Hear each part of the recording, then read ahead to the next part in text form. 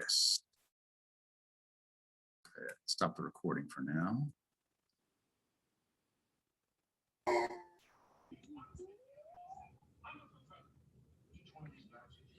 Bill, I have a question, please, if I could. Fire away, Ed. Thank you, Coach. Coach, when you look at last night, do you think it affects much moving forward, or is that just a midweek game that you can just kind of, move on from and just doesn't really have any bearing on what happens big picture? Well, there's two things, Ed. There's, your resume, and then there's the emotional aspect of it. So let me address the resume first. I was really concerned, when you first of all, when you lose a home game, it affects you in the RPI more so than losing a road game. And when you lose it to a team whose RPI is not real high, then it affects you as well. So I was worried, our RPI was 18 going into the game. I thought we might drop into the 30s, to be honest with you. So I was kind of pleasantly surprised that we only dropped 4 spots down to 22.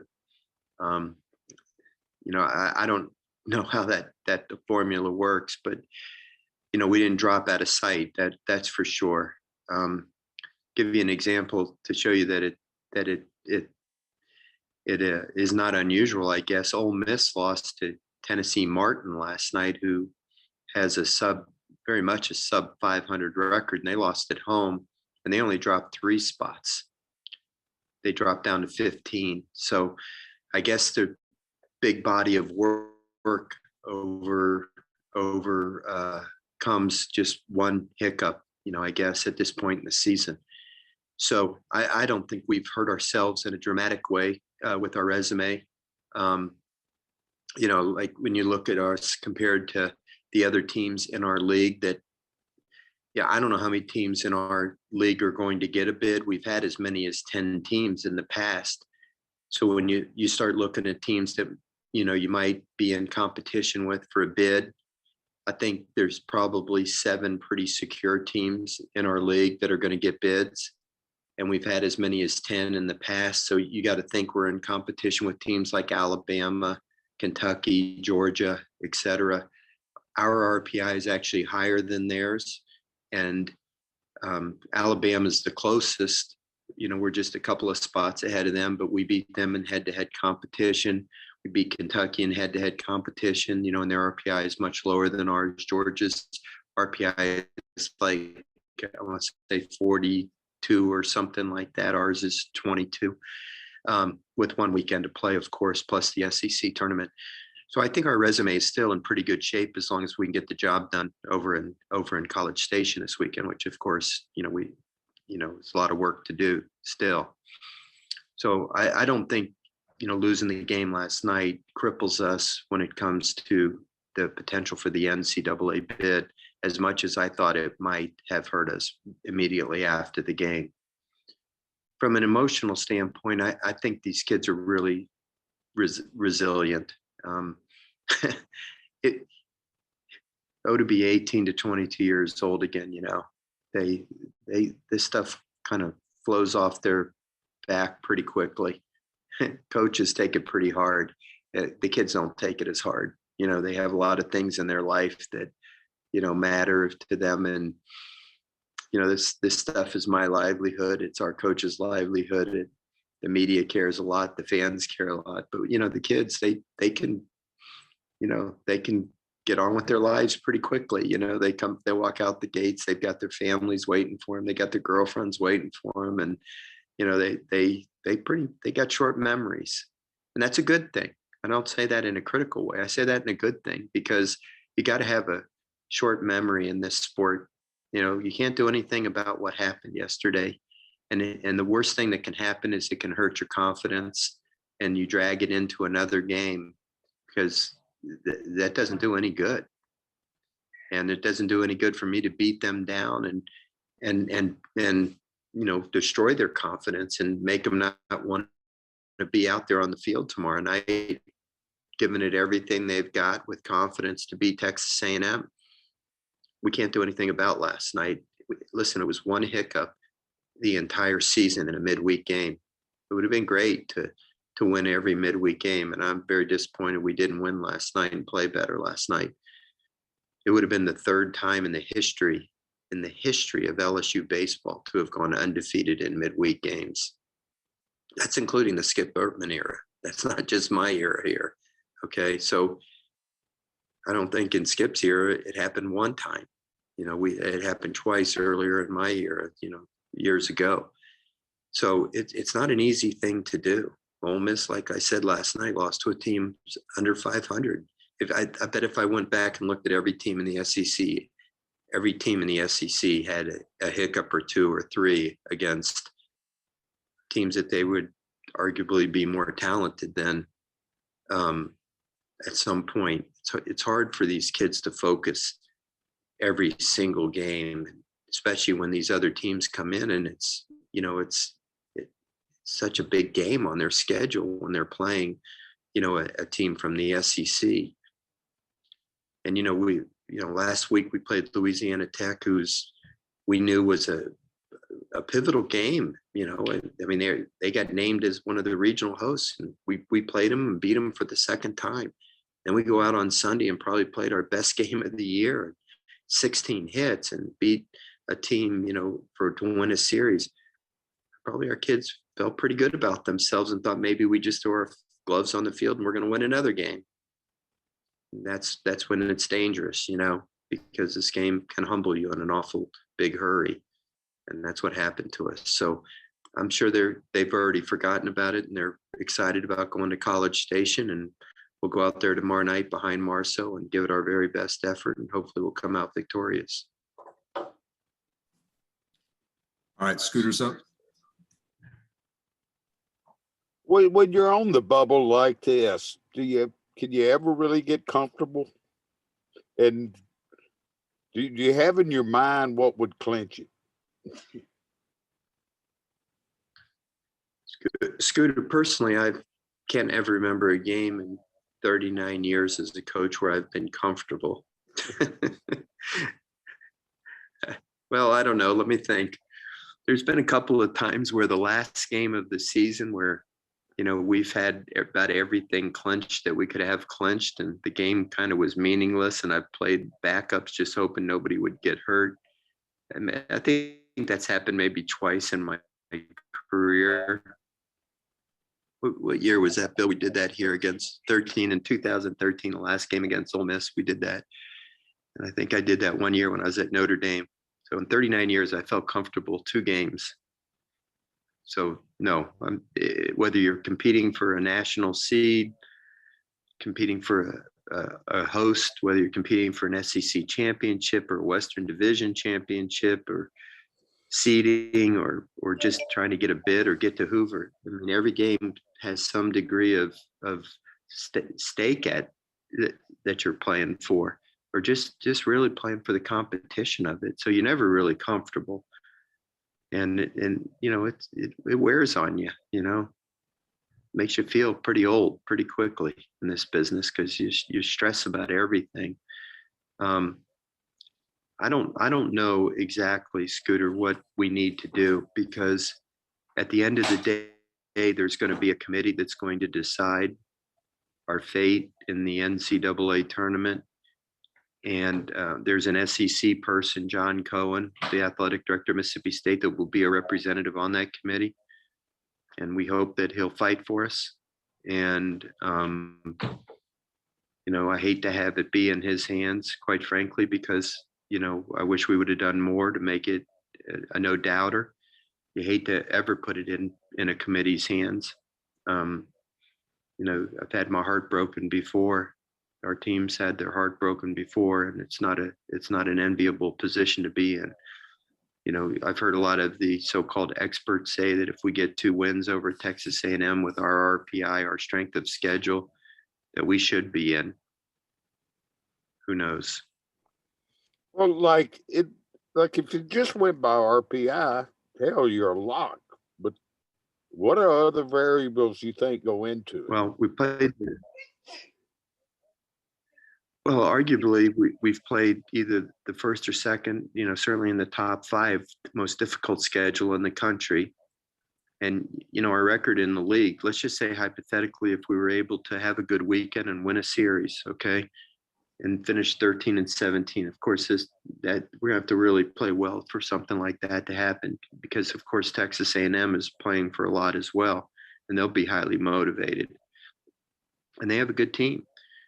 But let's just say that happens. Everybody stares at that record. Well, we beat Louisiana Tech. We're 2-0 against them, and they won their conference. People look back and say, oh, that Air Force loss was bad. Look at what Air Force has done. Air Force is 42 in the RPI. They're I think 18-14 in their conference and have a well over 500 overall record.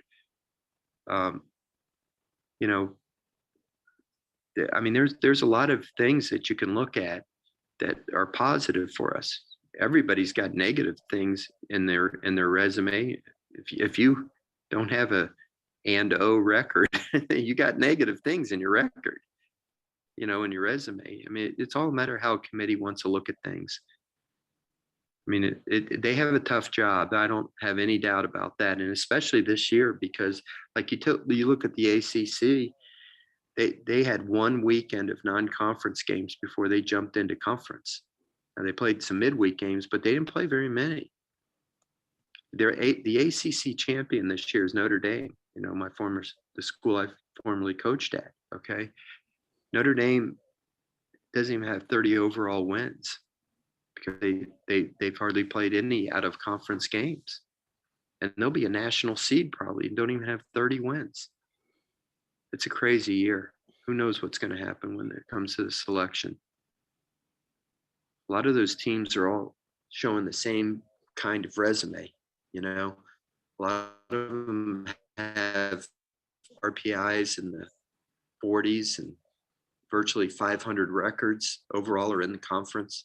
I don't know how they separate a Virginia Tech from a Virginia, from a North Carolina, from a Louisville. I don't know how the committee's going to do it. It's going to be very strange. Paul, what do you want to see out of AJ this week and his last start as he kind of tries to get back on track before a potential postseason run? Just love to see him pitch like he did earlier in the year against Ole Miss and some of the other teams that he pitched so well against. He just, he needs to just find that rhythm and find that ability to change speeds and keep the hitters off balance and do the things that he has to do. I've talked about AJ a lot in our press conferences here. We know who he is. He's not an overpowering guy. He can't throw the ball 95 miles an hour. And, he is what he is. He throws a lot of strikes, and his forte is to change speeds and work both sides of the plate and keep the hitter off balance. And when he gets into a good rhythm and he's got complete command of his pitches, he can be very tough. When he falls behind in counts and has to, kind of center cut the pitch, it's not that difficult to hit him because he doesn't have overpowering stuff. So we got to pick and choose, when he's got to challenge guys and when he's got to, be smart. Texas A&M has a hitter that's a kid named Frizzell that's been unconscious. He's been there, clearly their biggest weapon. He's got 18 home runs. He's hitting 350. And, he beat Ole Miss single-handedly a game 2 weekends ago. I watched it. He had a 2-run homer early, and then he had a grand slam in the 8th inning, and they won 6-5. So, we got to be, ultra careful with him and hope that we can somehow keep him in check, even if it means we have to pitch around him and try to get the other guys out. But we're going to face a lot of left-handed pitching this weekend. That's what Texas A&M is known for. They got some crafty guys and they got some hard-throwing guys. So it's going to be a grind this weekend. There's no doubt about it. If you look at the history of our games with Texas A&M, it seems like 90% of the games have been decided by 1 run. So I would expect nothing different than nail biters this weekend. Okay, one more from Ed Daniels. Paul, do you think the fact that you've closed fast after being 1-8 in the league, do you think when the discussion comes to your merits that will carry weight? I hope so, Ed. You know, in the manual, they talk about finishing fast and that's important. You know, when they talk about getting the best teams in the tournament, they want to see teams that are playing their best baseball at the end. But again, you know, it's 10 human beings that are the committee, and they you know, I'm not saying they each have an agenda, but they all represent different parts of the country, different levels of conferences and so forth. And you know, I think when they're in there behind closed doors, it's not very transparent, and they're going to fight for the things that they want to fight for and believe in the things that they want to believe in. So I don't think there's any roadmap that's identical. You know, I wish it was a more transparent process, but it's just not. We'll see. All right, we'll go ahead. I clearly acknowledge that it's a very difficult job that they have, and I understand that completely. I just wish it was a little bit more of a transparent process, you know. Okay, last one from Wilson, and then we'll wrap up with Coach.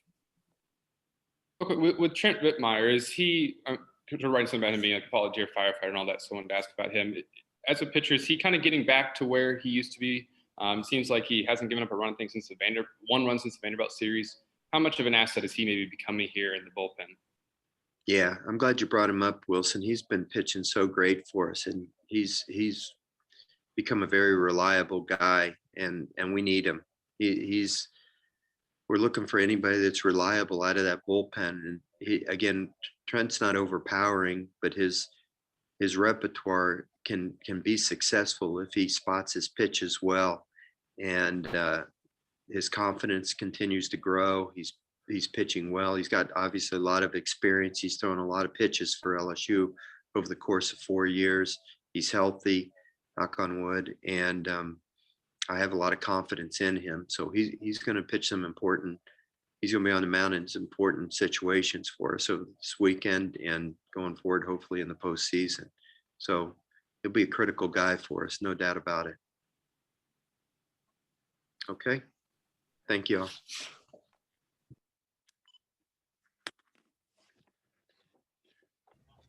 Bill, thank you. I have to leave, buddy. Appreciate you.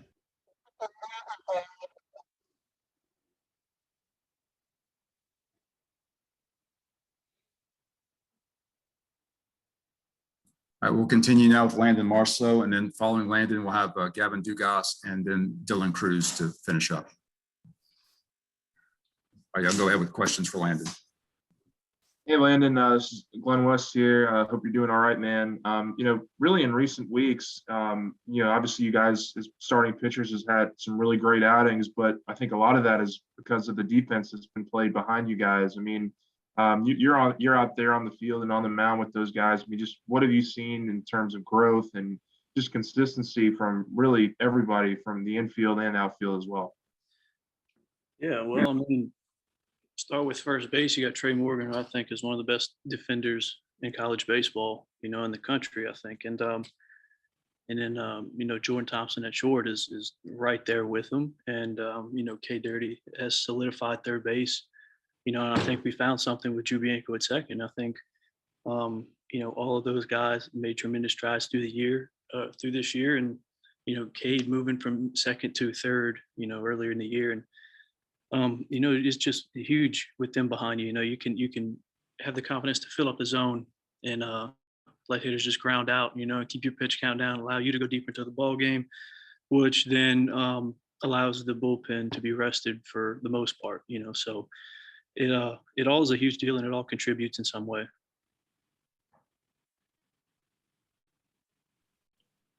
Landon, you're obviously really close with AJ. Y'all are roommates and good friends. How have you seen him just try to respond to these last three starts that aren't at the level that he's necessarily used to or wants to be pitching at? Yeah, well, I mean, AJ is very mature, and he's done this for 3-4 years now. And you know, he knows what he has to do to be successful. You know, has he been doing it to the expectation that he up to his expectation? Not really, but you know, he's given us a chance to win. You know, and that as a starting pitcher, that's all that matters is are you giving our lineup a chance to stay in the ballgame? You know, and that's really all that matters. And he's been doing that, you know, but up to AJ's expectations, no, not really. But you know, again, he's given us a chance to win, and that's what AJ is most worried about.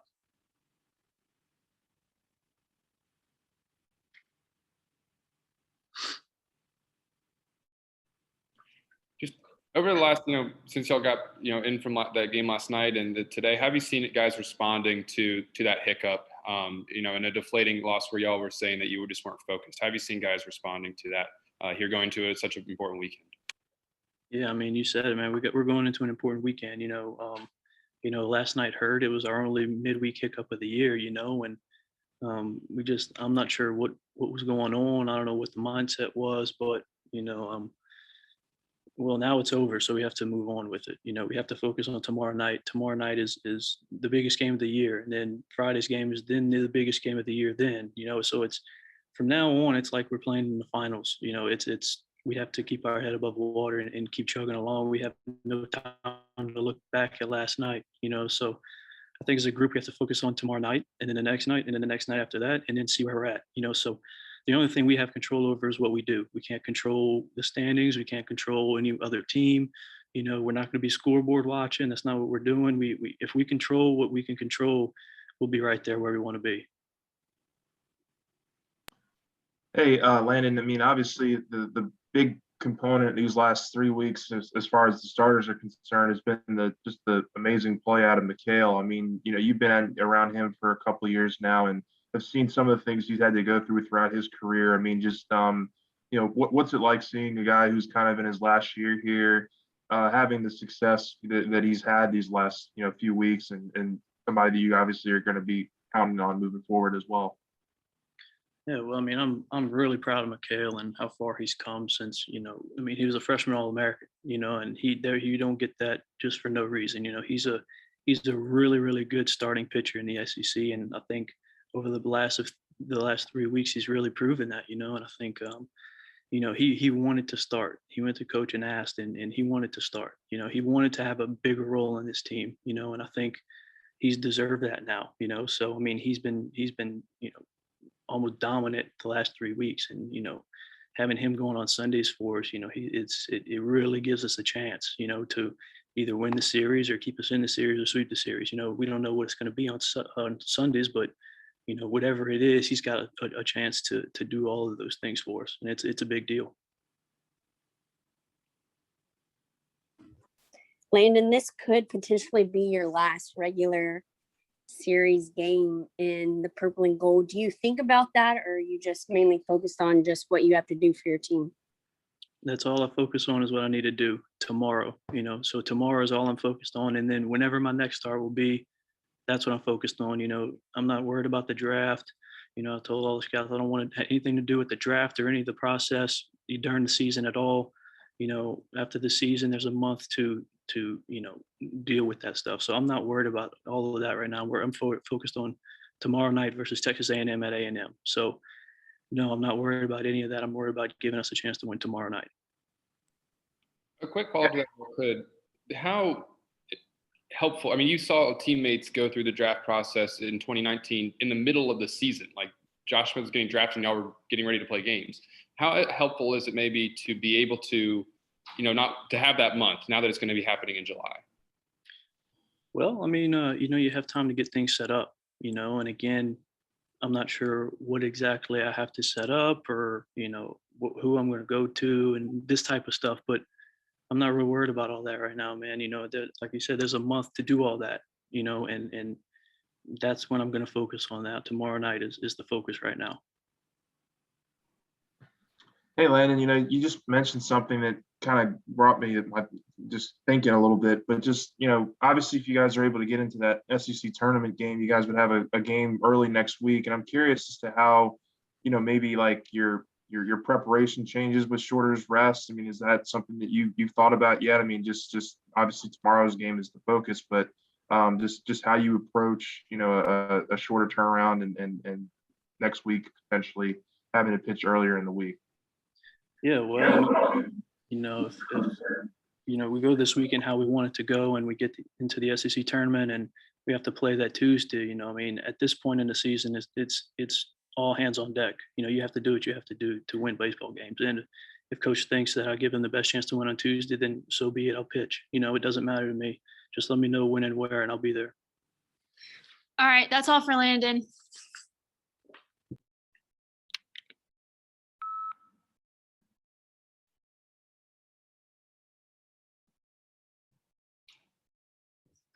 All right, y'all can get started with questions for Gavin.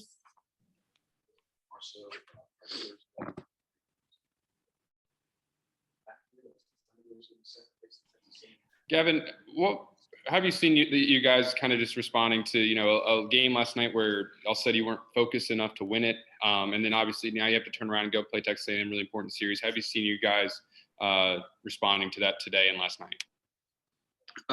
It's a think about it until 12 o'clock that night and just get rid of it after that. We've been through a lot of games this year where we haven't really lived up to the expectations that we should have, or haven't done what we should have in the field during that game. And we've done a great job of just moving forward and putting it behind us. And I think that's something that we'll do tomorrow. Yeah, hey Gavin, that was something that Coach really just kind of talked to us about, is how resilient of a group that you guys have been this year. Whenever you have down series, you're able to kind of flush it and come back with wins and better performances. What goes into that? Is that just the makeup of each individual player? Or do you guys ever talk about that kind of stuff, in between games? Just talk a little bit about the resiliency of this group, I guess. I think that's kind of one of the characteristics of this team that most teams really don't have. I think that's something that we're pretty good at. Obviously, I don't know how the record shows it, or after a loss or anything like that, but I know that we do pretty well, and we're able to rebound pretty well and kind of run from failure and lead ourselves to success in some form of way. But I truly believe that this team has a good mindset moving forward. Nobody's panicking about anything. We're just ready to play another game of baseball and enjoy ourselves. So, what do you guys know about Texas A&M? I know you guys play tomorrow. Have y'all done any kind of early scouting on them, or anything that you can kind of shed some light on into what they provide as an offense and a defense? To be honest, I just know that we're getting on a plane and we're heading over to Texas, and we're playing another great ball club, and that's what I'm looking forward to. So that's kind of all I know at this point. Gavin, how locked in does Dylan seem right now? Mainieri said that, he just looks like he's hitting even better, getting back to his kind of opposite field approach. How locked in does he look to you at the plate right now, and how important is that for you guys down the stretch? I'd never really seen Dylan honestly lose focus, in my opinion. I think the game of baseball kind of got him a little bit, just with missing a couple of balls and maybe a couple of strikeouts here and there, but that's just part of the game. I didn't see him fall. I never seen him put his head down or lose confidence in anything or in himself. I just saw him moving forward like he's always been doing. He's the player he is, and that's never going to change. And he's a great player. So that's Dylan Cruz for you.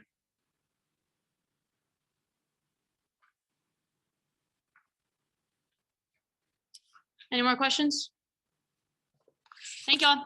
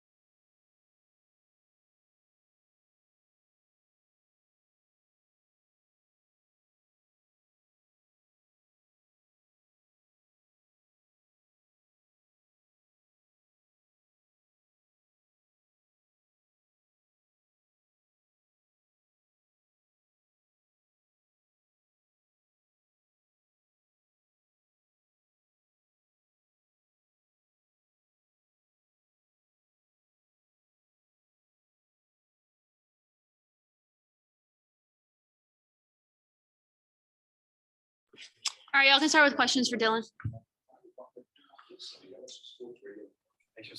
Hey, Dylan, Glenn West here. Hope you're doing well. I was just curious, obviously you guys, this is your freshman year. You've been through a lot this season, ups and downs. What are just one or two big takeaways, I guess, kind of that you've taken from, this season as a whole that you can kind of use, heading into the postseason here and obviously this last series? What are like a couple of key things that maybe are lessons that you've learned this season? Really just, not take a play off at all. I know taking the bats off, probably in the previous years kind of get to you a little bit, coming up, you have really big ABs coming up later in the games and stuff like that too. So, kind of just, when you get out or have a rough AB, your first at bat or second at bat, just put it to the side because you got, a really good AB coming up here and you could be clutch and, potentially win the game here. So, I'm going to take that into this weekend and, hopefully we can pull out a series win or even a sweep.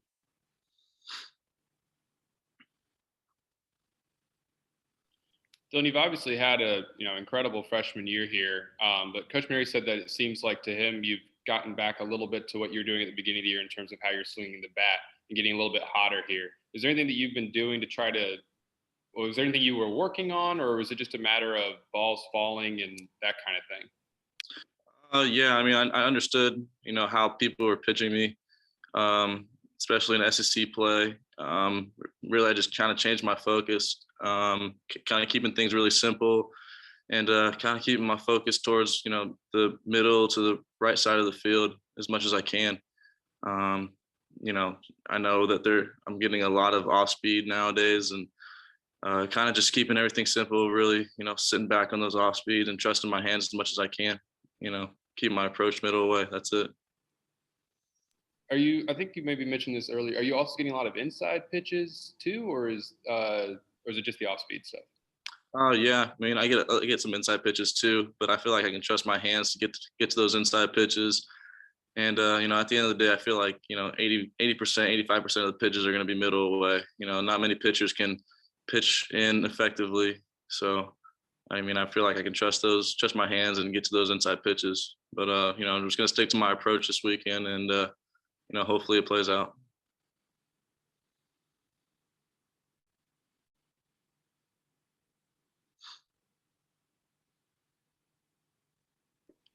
We obviously got to talk to you last night, and you said that y'all didn't have the focus you needed to win that game. Do you feel like y'all is there anything that's giving you confidence that y'all have gotten it back here now going into the Texas A&M series? Yeah, it's definitely a chip on our shoulder. It definitely boosted us up for this weekend. I feel like this weekend's gonna be good because we it's like I said, it's a chip on our shoulder. We're gonna come in here this weekend and giving everything we got. And Texas A&M is not a bad program, so we're gonna go in there ready to play.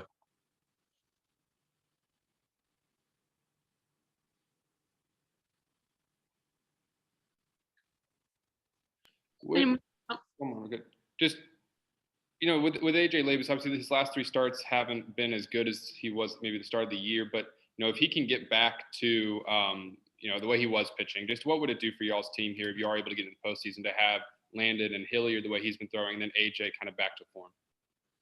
I think AJ has been doing well. It's just been one of those games really when he's pitching. We're just a pitch away really from getting out of those innings or getting something going. But I think AJ is just, if he keeps doing what he's doing, it's going to come together.